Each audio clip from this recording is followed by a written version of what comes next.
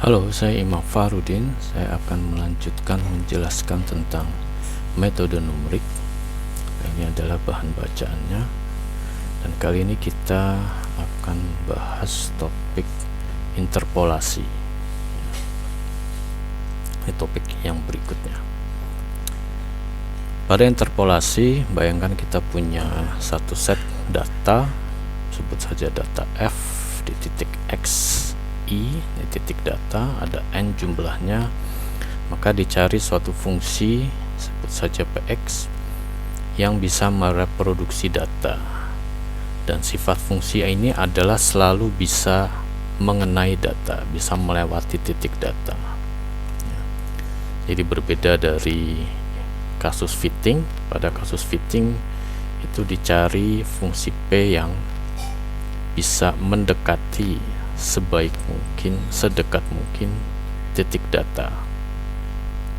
Tentunya jika fungsi fitting itu bisa tepat mengenai data, itu lebih baik. Tapi tidak dijamin bahwa fungsi fitting yang diperoleh itu bisa mengenai semua titik data. Mungkin ada yang sebagian dikenai, ada yang tidak, hanya didekati. Nah, berbeda dari fitting, pada interpolasi itu dijamin bahwa fungsi P pasti bisa selalu mengenai atau melewati titik data, karena memang sengaja dibuat seperti itu. Kita lihat di metode ini. Ini metode paling dasar interpolasi Lagrange. Jadi jika kita punya n data, maka diambil Px adalah polinomial order n-1, sehingga kita punya n buah unknown, n buah koefisien A dari A0 sampai An-1. Nah, untuk mencari A0 sampai An-1, kita lihat bahwa ini adalah persamaan yang linear terhadap koefisien A. Semua A adalah pangkat 1. Jadi kita butuh n buah persamaan untuk mendapatkan n buah nilai A. Nah, n persamaan itu diperoleh dari sini. Ya, kita buat nilai P di titik data itu sama dengan nilai data di titik tersebut. Nah, inilah yang menjamin bahwa fungsi P pada interpolasi itu selalu bisa tepat melewati titik data. Jadi kita punya satu sistem persamaan linear terdiri dari n persamaan linear. Dengan demikian bisa diperoleh nilai A0 sampai An-1 yang unik, ya, dengan menyelesaikan persamaan ini. Ini contoh jika hanya ada dua data, maka kita hanya bisa menggunakan polinomial order 1 atau garis lurus, ya, linear. Kita bisa cari A0 dan A1, didapatkan seperti itu, dimasukkan lagi ke persamaan atau fungsi polinomial ini, maka didapat P seperti itu. Suatu koefisien dikalikan data di titik X1 dijumlahkan suatu koefisien dikalikan data di titik X2. Jadi koefisien ini memberi bobot pada data yang berkaitan. Jika koefisien ini besar, berarti data ini bobotnya besar dibandingkan data yang kedua. Dengan kata lain, data di X1 memberi kontribusi yang besar pada nilai P di titik yang ditanya. Jika ada tiga data, ini masih kita bisa cari juga secara manual. A0 sampai A2 diperoleh seperti itu. Sudah ekspresi yang panjang. Nah, jika dimasukkan ke fungsi polinomial ini, ya, untuk sembarang X, dan kita atur-atur, maka kita bisa dapatkan Px seperti ini. Jadi bentuknya lagi-lagi serupa dengan yang kasus n sama dengan 2, yaitu suatu koefisien dikalikan masing-masing data, dan tiap koefisien ini menentukan seberapa penting data tersebut untuk menghasilkan nilai P di titik X yang ditanya. Nah, bentuk koefisien ini kita lihat ada polanya, ya. Jadi untuk X1 maka tidak ada titik X yang ditanya dikurangi X1 ya. Untuk X2 tidak ada titik X yang ditanya dikurangi X2.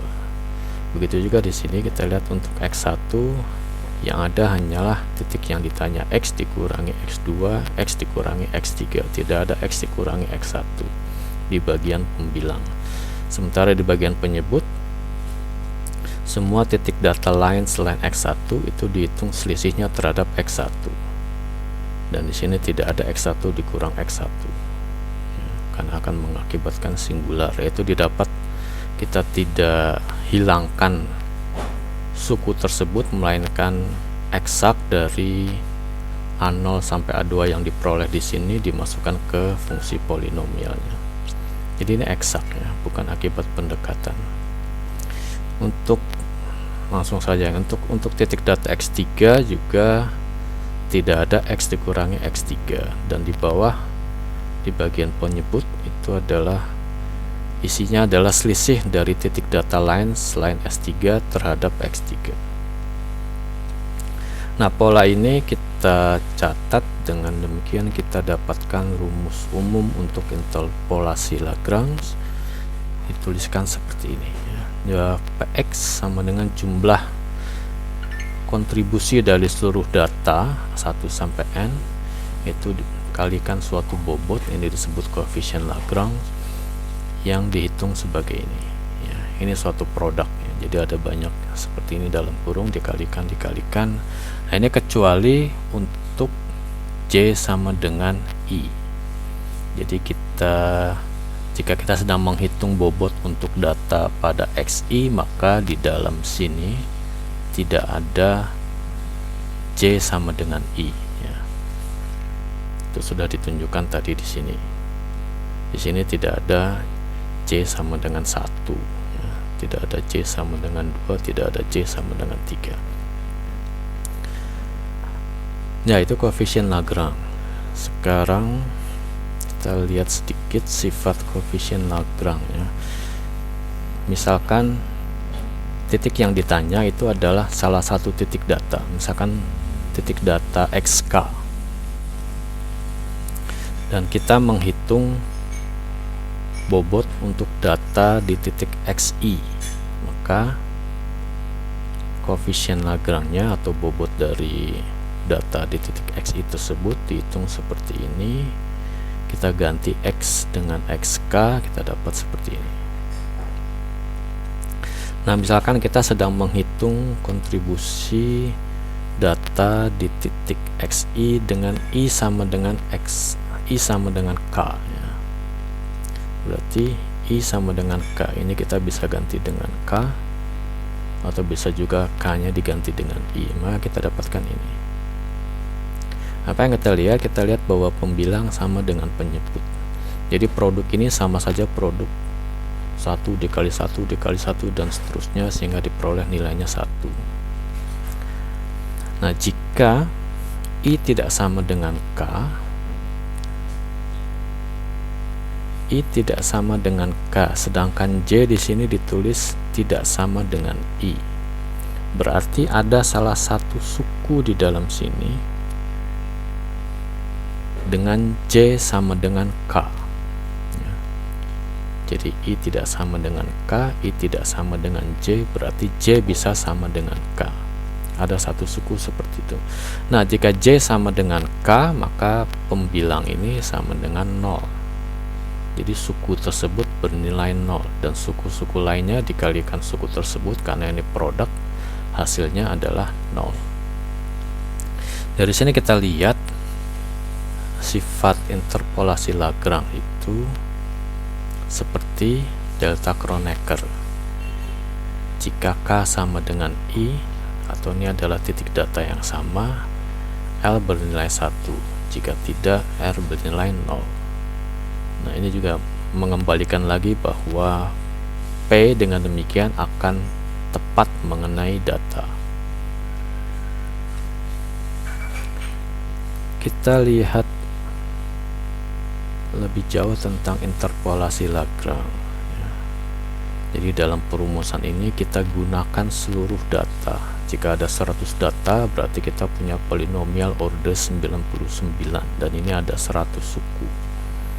Nah, pertanyaannya, perlukah kita memakai semua data untuk menghitung P di satu titik tertentu? Ini ilustrasi, misalkan ada 4 data dan ditanya nilai P di titik X. X itu tidak jauh dari X4, dari data nomor 4 ya. Jadi selisihnya X dan X4 itu kecil. Nah, kita lihat masing-masing koefisien Lagrange ini untuk data nomor 1, data nomor 2, data nomor 3, data nomor 4. Kita lihat di sini ada X min X4. Ini tentu nilainya kecil ya. Ini adalah selisih data titik data 1 dan titik data 4. Ini tentu nilainya besar, sehingga bagian ini bernilai sangat kecil. Nah, dengan cara seperti itu kita bandingkan juga di sini. Ini sama X min X4 ya. Tapi pembaginya ini tidak sebesar yang X1 min X4. Ini adalah selisih titik data kedua terhadap titik data keempat. Tentunya nilai X2 min X4 kurang dari nilai X1 min X4. Jadi secara kasar kita dapatkan bahwa L untuk data nomor 2 itu lebih besar dari L untuk data nomor 1. Demikian juga untuk yang L untuk data nomor 3, ini kita dapatkan lebih besar dari L untuk data nomor 2. Dan L untuk data nomor 4 itu yang paling besar ya. Jadi secara kasar perbandingan seperti itu kita simpulkan bahwa diperoleh seperti ini. Nah, ini menjelaskan jika ditanya nilai P di suatu titik yang dekat dengan data nomor 4, maka koefisien atau bobot untuk data nomor 4 itu paling besar dibandingkan data yang lainnya. Jadi dari sini kita simpulkan bahwa jika ditanya di suatu titik nilai P, maka yang penting, yang signifikan, yang berkontribusi besar itu hanyalah data di sekitar titik X tersebut. Data yang posisinya jauh dari X itu kontribusinya kecil. Jadi karena kecil, jadi buat apa kita perhitungkan ya, kita masukkan juga untuk menghitung P. Itu yang bisa disimpulkan dari sini. Dengan demikian kita modifikasi metode Lagrange ini menjadi Lagrange kubik, yaitu polinomial yang dipakai adalah order 3. Dengan demikian ada 4 unknown, A0 sampai A3. Untuk mendapatkan 4 unknown ini kita butuh 4 persamaan. Jadi butuh 4 titik data dan 4 data tentunya. Nah, 4 data itu dipilih seperti ini. Jadi jika ditanya di titik X, maka kita beri nomor seperti ini datanya ya. Data nomor 0 dan 1 itu ada di sebelah kiri, bisa dilihat dari sini ya. Jadi ini X itu ada di data nomor I dan I plus 1 ya. Jadi jika ditanya X ada di antara data X1 dan X2, maka X1 dan 0 ini adanya di sebelah kiri titik X, sementara X2 dan X3 ada di sebelah kanan titik X. Seperti itu. Oke, singkatnya kita ambil dua data di kiri X dan 2 data di kanan X. Setelah itu kita masukkan ke sistem persamaan linear dan orang dapatkan rumus interpolasi Lagrange kubik ya. Nah, ini berbeda dari interpolasi Lagrange yang biasa. Di sini kita harus sisipkan ya jika kita bicara code ya, kita harus sisipkan suatu perintah yang di situ komputer atau program harus memilih. Jika ditanya di titik X, kita mau ambil 2 data di kiri dan 2 data di kanan. Nah, data yang mana itu? Misalnya kita punya satu set data dari 1 sampai 100. Maka komputer harus bisa memilih dari 100 data itu, data yang mana yang merupakan 2 data di kiri dan 2 data di kanan titik yang ditanya. Jadi harus disisipkan satu perintah dalam code untuk menentukan itu. Selanjutnya 4 data tersebut kita beri nomor 0, 1, 2, 3. Jadi kita kasih nomor ulang supaya bisa dihitung menggunakan rumus ini dikasih label 0 sampai 3. Apa yang bisa kita catat dari sini ya, atau apa bedanya dari interpolasi Lagrange yang biasa? Pada interpolasi Lagrange yang biasa, dari daerah titik data X1 sampai Xn itu kita hitung, kita punya satu polinomial ya, satu fungsi polinomial yang berlaku di seluruh daerah data dari X1 sampai Xn. Nah, apa yang terjadi di sini ya, dari daerah data X1 sampai Xn kita punya banyak polinomial Px ya. Mengapa banyak? Karena dari daerah data 1 sampai n, ketika kita menghitung P di titik X itu misalkan adanya di antara data nomor 5 dan 6, maka kita ambil data nomor 4, 5, 6, 7, sehingga fungsi P yang diperoleh itu berlaku di daerah data 4, 5, 6, 7. Ketika kita hitung P di titik yang lain, maka kita juga ambil daerah data yang lain, sehingga kita punya fungsi polinomial P untuk daerah data tersebut. Jadi ketika mencari untuk banyak titik, sebetulnya kita gunakan fungsi polinomial P yang berbeda-beda dalam daerah data 1 sampai n tersebut. Ini berbeda dari interpolasi Lagrange yang biasa ya. Nah, itu dijabarkan di sini seperti ini ya. Misalkan kita punya 2 daerah yang bersambungan di sini. Di dalam daerah ini berlaku polinomial 1, di dalam daerah ini berlaku polinomial 2. Nah, kedua polinomial yang berbeda itu di titik temu daerah ini, berarti ketika menghitung di titik data sini, hasilnya sama ya. Jadi di ujung ini berarti di daerah yang pertama ini adalah disebut sebagai titik data nomor 2 ya, jadi X2. Sementara bagi daerah kedua ini menjadi titik data nomor 0, X0. Nah, nilai polinomial di titik data X0 untuk daerah 2 itu sama dengan nilai polinomial di titik X2 untuk daerah 1. Karena sesuai sifat polinomial, fungsi P harus sama dengan data di titik data.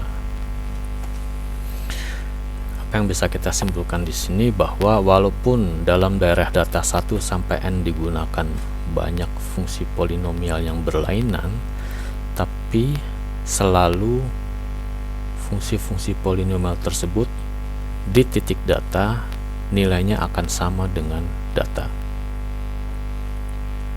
Dengan demikian kita dapatkan kurva data jika kita plot yang kontinu, tidak ada yang patah-patah atau diskontinu.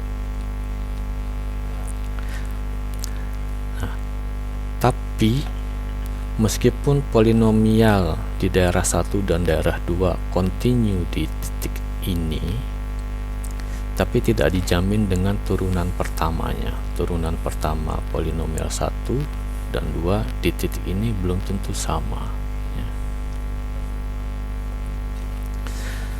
Karena itu ini satu kelemahan dari Lagrange kubik ya, berbeda dari Lagrange yang biasa, bahwa pada Lagrange kubik memang dijamin kurva data itu kontinu, tapi tidak dijamin kurva turunan pertama dari data itu juga kontinu ya. Bisa saja tidak kontinu. Nah, orang cari cara bagaimana supaya baik P ini menggambarkan kurva data maupun P aksen turunan pertama dari kurva data itu kedua-duanya kontinu di seluruh daerah data. Nah, di sini digunakan interpolasi Hermite kubik. Jadi kata kubik berarti menunjukkan bahwa polinomial yang dipakai juga adalah order 3. Saya cepat saja ke paling bawahnya supaya lebih mudah menggambarkan. Jadi pada interpolasi Hermite kubik, selain dibutuhkan data, juga dibutuhkan turunan pertama data. Jadi jika kita punya data kecepatan, maka dibutuhkan juga data percepatan, itu contohnya. Nah, jika ditanya nilai P di titik X, maka diambil satu data di kiri, satu data di kanan. Jadi satu data di kiri dan di kanan dari data tadi contohnya adalah kecepatan, juga satu data di kiri dan kanan dari data tadi contohnya adalah percepatan. Dengan demikian kita tetap punya 4 persamaan linear ya. 2 untuk data, 2 lagi untuk turunan pertama data. Nah, dengan demikian kita tetap bisa mendapatkan koefisien A0 sampai A3, 4 buah unknown ini. Ya, ini diselesaikan, kita dapatkan seperti itu. Dan ini semua dimasukkan lagi ke fungsi polinomial, kemudian kita atur bentuknya, susunan suku-sukunya sehingga diperoleh hasil seperti ini. Jadi kita pakai 2 data di kiri kanan titik yang ditanya ya, 2 data dan 2 turunan pertama dari data di kiri kanan titik yang ditanya. Nilai H1 dan H2 diperoleh sebagai ini. Ini tidak lain dari hasil menyusun-nyusun ulang ya, A0 sampai A3 sesuai fungsi polinomial. Kita kelompokkan mana koefisien yang dikalikan dengan data, mana yang dikalikan dengan turunan pertama data, maka kita dapatkan fungsi polinomial seperti ini. Nah, ini adalah rumus polinomial Hermite kubik. Karena di awal memang sudah diset P itu tepat mengenai data dan juga turunan pertama dari P tepat mengenai turunan pertama dari data, maka pada metode ini baik P maupun turunan pertamanya itu kontinu ya, karena selalu tepat mengenai data. Jadi ini kelebihan dari Hermite kubik terhadap metode Lagrange kubik.